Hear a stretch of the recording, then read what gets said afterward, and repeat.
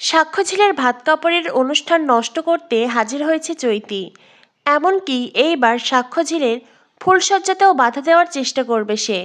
বন্ধুরা, ভোলে বাবা পার করে গা ধারাবাহিকের আজকের পর্বে দেখানো হয়েছে চৈতি সাক্ষ্যর কাছে ক্ষমা চায়। চৈতি সাক্ষ্যকে বলে, আসলে কি বলতো, হঠাৎ করে বিয়েটা ভেঙে যাওয়ায় আমি খুব ভেঙে পড়েছিলাম। তাছাড়া মা বাবার কথা শুনে হয়তো থানা পুলিশ করেছি, তবে আমি বুঝতে পেরেছি আমি ভুল করেছি। তুই আমার স্বামী না হতে পারলেও তুই আমার প্রিয় বন্ধু, আর সেই বন্ধুত্বের সম্পর্ককে আমি নষ্ট করতে চাই না। সাক্ষ্য, তুই আমায় ক্ষমা করে দে। আমার যত ভুল আছে সব কিছুর জন্য আমি হাত জোর করে তোর কাছে ক্ষমা চাইছি। আর ঝিল, আমি তোমার কাছেও ক্ষমা চাইছি।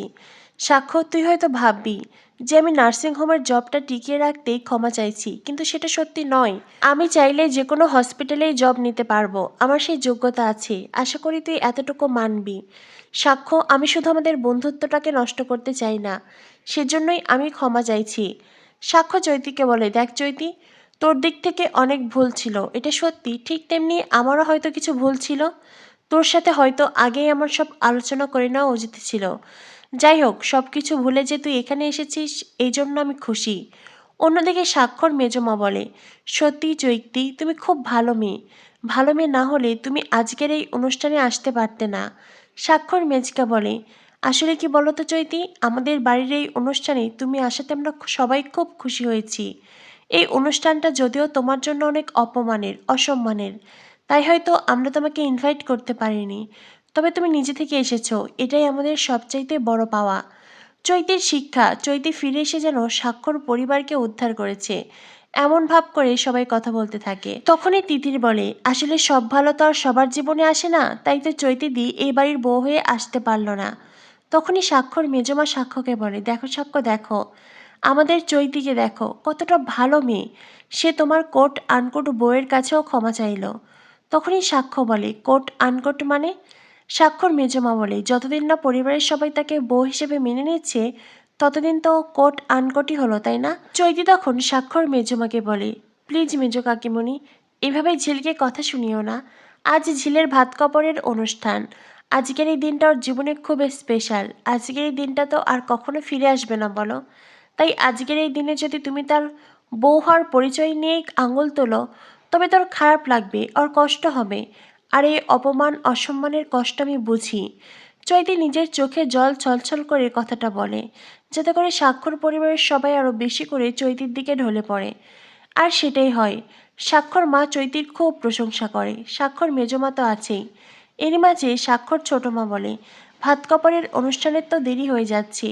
ঝিল স্বাক্ষর কত সময় দাঁড়িয়ে থাকবে, আমি বরং ভাত কাপড়ের থালা নিয়ে আসি। তখনই চৈতি বলে, তুমি এখানে থাকো না, ভাত কাপড়ের তো আরও অনেক নিয়ম আছে, তুমি বরং সেগুলোই করো। আমি নিজে গিয়ে ভাত কাপড়ের থালা আনছি।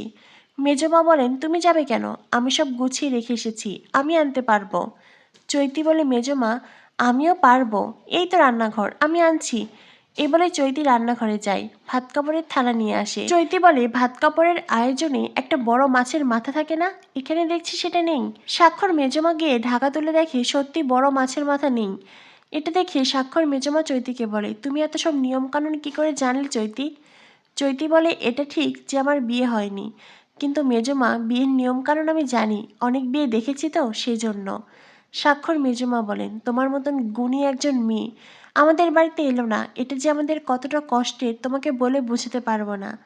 চৈতি বলে, থাক না মেজমা, আমি হয়তো স্বাক্ষর বউ হতে পারিনি, তবে স্বাক্ষর বন্ধু হয়ে আমি সবসময় স্বাক্ষর পাশে থাকবো, এই পরিবারের পাশে থাকবো। হ্যাঁ, আমি হয়তো ভুল করেছি, তবে আমি এতটুকু বুঝেছি জানো তো, স্বাক্ষর মতন একজন বন্ধু, তোমাদের মতন একজন পরিবার, যদি আমি নিজের স্বার্থের জন্য এই সব কিছু ছেড়ে দিই তো আমারই লস হবে, সেজন্যই তো আমি নিজে থেকেই চলে এসেছি।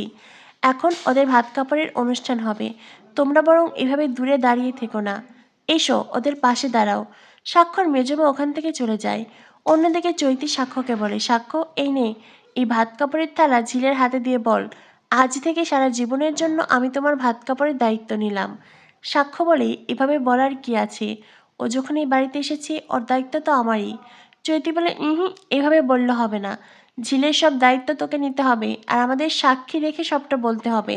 এরপরে তুই যদি ঝিলের প্রতি কোনো দায়িত্ব কর্তব্য পালন না করিস তো তখন আমরা সবাই ঝিলের হয়ে ফাইট করব, তোর বিরুদ্ধে ফাইট করব, বুঝলি? এই নে। এই বলে সাক্ষর হাতে ভাত কাপড়ের থালা তুলে দেয় চৈতি। অন্যদিকে ঝিল বলে, আমার ভাত কাপড়ের দায়িত্ব কাউকে নিতে হবে না, আমি নিজের দায়িত্ব নিজে নিতে পারবো। সাক্ষর মা বলে, কেন? আমরা যে কাজ দিয়েছি সেই কাজ করেই বুঝি। ঝিল বলে, তোমাদের নার্সিংহোমের কাজ সেটা কি এখনো আছে নাকি? আমি যতদূর জানি সেই কাজ তো আর নেই। সাক্ষর মা তখন চুপ হয়ে যায়। ঝিল বলে, যে কোনো একটা কাজ আমি জুটিয়ে নিতে পারবো। সবে তো এই বাড়িতে এসেছি, চেষ্টা করলে নিশ্চয়ই 1 মাসের ভেতরে একটা কাজ পেয়ে যাব। আর তাছাড়াও আমি তো গান গাই, যদি আমি প্রতিদিন গান গাই কিছু না কিছু ইনকাম সেখান থেকেও হবে। সাক্ষর মা বলে, এই বাড়ির বউয়েরা কখনো মাচাই গান গায় না, তুমিও গান গাইবে না। আর তোমার যে ধরনের গান সেটাকে অবশ্য গান বলা যায় কি না সেটাও আমি জানি না। তখনই ঝিল সাক্ষর মাকে বলে, তুমি তো নিজেও গান করো। তখনই সাক্ষর মেজমা বলে, ঝিল তুমি নিজের সাথে বৌদির তুলনা দিচ্ছ? তুমি আর দিদিভাই কি এক হলে নাকি? তখনই সাক্ষ্য বলে, থাক না মেজমা, সবসময় কেন ঝিলকে খোঁচা মেরে কথা বলছো? সাক্ষর মেজমা বলে, আর ঝিল যে তোমার মায়ের সাথে নিজেকে তুলনা করলো। তখনই সাক্ষ্য বলে, ও নিজেকে আর কোথায় তুলনা করলো? ও বলেছে মা গান গায় আর ও গান গাইবে। তখনই সাক্ষর মা বলেন, থাক সাক্ষ্য, তোমাকে আর বউয়ের হয়ে সাফাই গাইতে হবে না। ঠিক আছে, তুমি যাও, তুমি তোমার দাদু ভাইয়ের কাছ থেকে অনুমতি নিয়ে এসো। তোমার বাবা বাদে এই বাড়ির যে কারোর অনুমতি নিয়ে এসো, সে যদি রাজি থাকে তো আমারও কোনো আপত্তি থাকবে না। তখনই সাক্ষর ছোটকা বলে, কিন্তু ঝিলের গান তো আমার খুব পছন্দ। সাক্ষর মা বলে, পছন্দ হতেই পারে, ওই বাড়িতেই গান গাক না, এমনিতেই তো বাড়িটাকে বস্তি বানিয়ে ফেলেছি, আরেকটু না হয় বস্তি বানাবে, সেটা মেনে নেব, কিন্তু মাচায় গিয়ে চিৎকার করে গলা ছেড়ে হা হা করবে আর নাচ গান করবে সেটা কখনোই হতে দেব না। তখনই ঝিল বলে, তুমি একজন গায়িকা হয়ে কি করে আরেক গায়িকাকে অপমান করো? হ্যাঁ ঠিক আছে, আমি হয়তো খারাপ গান গাই, আমি হয়তো খুব ভালো গায়িকা নই, তবুও তো আমি গান গাই। তুমি আমাকে অপমান করলেও আমার গানকে এইভাবে কি করে অপমান করতে পারো? তখনই সাক্ষর মা বলে, এখন কি আমি তোমার কাছ থেকে লেকচার শুনবো নাকি? তখনই সাক্ষর ছোট কাকিমণি বলে, থাক না এখন এসব কথা। সাক্ষ্য, তুমি বরং ঝিলকে কথাটা বলো। ঝিলকে বলো, আজ থেকে সারা জীবনের জন্য আমি তোমার ভাত কাপড়ের দায়িত্ব নিলাম। অবশ্য কথাটা বললেই যে সবাই ভাত কাপড়ের দায়িত্ব নেয় তা নয়। এই বলে কাকিমণি ছোটকার দিকে তাকায়। ছোটকা মাথা নত করে থাকে আর তারপরেই সাক্ষ্য ঝিলকে বলে, আজ থেকে সারা জীবনের জন্য আমি তোমার ভাত কাপড়ের দায়িত্ব নিলাম। ছোটকা ভাত কাপড়ের অনুষ্ঠানের ছবি তোলে। তখনই ছোট মা ঝিলকে বলে, ঝিল এবার তুমি সাক্ষ্যকে প্রণাম করো। চৈতি বলে, ঝিল তুমি বরং ভাত কাপড়ের থালাটা আমায় দাও আর তারপরে সাক্ষ্যকে প্রণাম করো। ঝিল তখন চৈতির হাতে ভাত কাপড়ের থালা দেয়, কিন্তু চৈতি ইচ্ছে করে সেই থালা ফেলে দেয়। উপস্থিত সবাই বেশ অবাক হয়ে যায়। সাক্ষর মা ঝিলকেই দোষারোপ করতে থাকে, অলক্ষী অপয়া বলে অপমান করে। সাক্ষর মা বলে, বিয়েটা আমি যতই মন থেকে মেনে না নেই তবুও তো এই বিয়েতে আমার ছেলের মঙ্গল অমঙ্গল জড়িয়ে আছে। এই মেয়েটা এমন একটা কাণ্ড করলো, এতে তো আমার ছেলেরই অমঙ্গল হবে। এই মেয়ে একটা ভাত কাপড়ের থালাও ধরে রাখতে পারো না। সবাই ঝিলকে দোষারোপ করতে থাকে। চৈতি বলে, ঝিল এটা কি করলে? আমি ভালো করে ধরার আগেই তুমি হাতে ছেড়ে দিলে।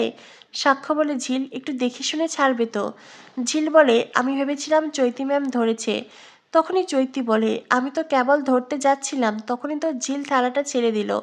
এরপরে চৈতি বলে, ঠিক আছে আমি সব তুলছি। সুবলা বলে, তার কোনো প্রয়োজন নেই, আমি তো আছি এই বাড়িতে, বাড়ির কাজের লোক, আমিই পরিষ্কার করছি। এ বলে সুবলা থালা তুলতে গিয়ে দেখে ঝিলের পা অনেকটাই কেটে গেছে আর ঝিল ব্যথায় কুঁকড়ে আসছে। এটা দেখে সুবলা বলে, সে কি, পা থেকে তো অনেক ব্লাড আসছে। যেটা শুনে সাক্ষ্য খুব অবাক হয়ে যায়। তো বন্ধুরা বুঝতেই পারছো চৈতি তার নোংরা খেলা শুরু করেছে। ঝিল সাক্ষ্য কবে চৈতির এই নোংরা খেলা ধরতে পারে সেটাই দেখার অপেক্ষা। ভাত কপারের অনুষ্ঠান কৌশল করে নষ্ট করলো চৈতি। এবার নিশ্চয়ই সাক্ষ্য ঝিলের ফুলসজ্জাতেও বাধা দেওয়ার চেষ্টা করবে সে। সব বাধা পেরিয়ে সাক্ষ্য ঝিল কি এক হতে পারবে সেটাই দেখার অপেক্ষা। কি হতে চলেছে ভোলে বাবা পার করেগা ধারাবাহিকে। ভোলে বাবা পার করেগা ধারাবাহিকের পরবর্তী আপডেট পেতে আমাদের সাথেই থেকো।